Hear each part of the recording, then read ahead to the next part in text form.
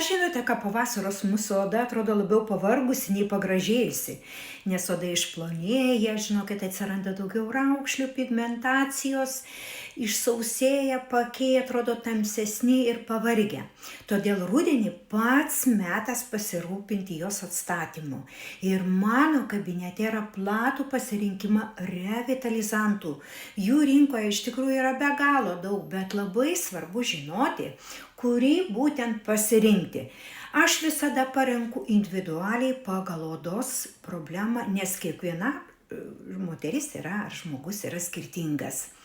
Bijančiom skausmo ir mėgstančiom greitus rezultatus labai tinka 5-7 jaunystės taškų procedūros.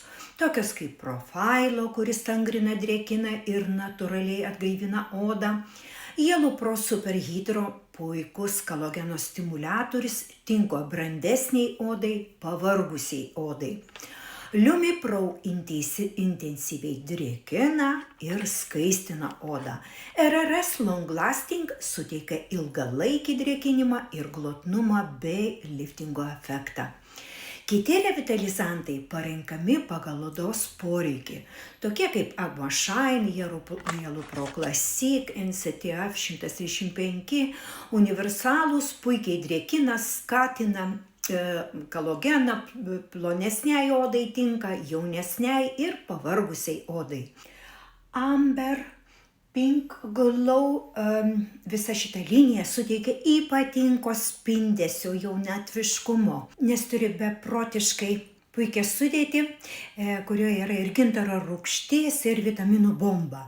Pleinės polineoklidai, kurie gydo odą iš vidaus, atkuria ląsteles, tinka brandesniai odai ar pažeistai odai.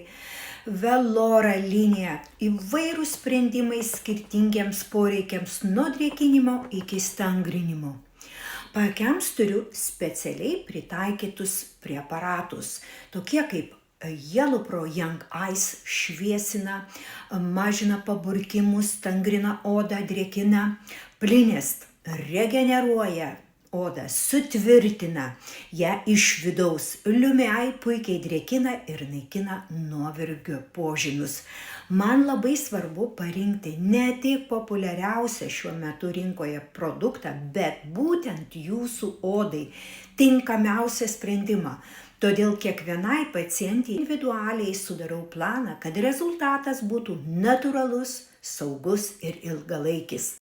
Kokio rezultato laukti? O rezultatas tai oda gauna drėgmę, stangrumą, švytėjimą, pakeitimą, pailsėja ir jūs atrodote tiesiog jauniau ir gaiviau.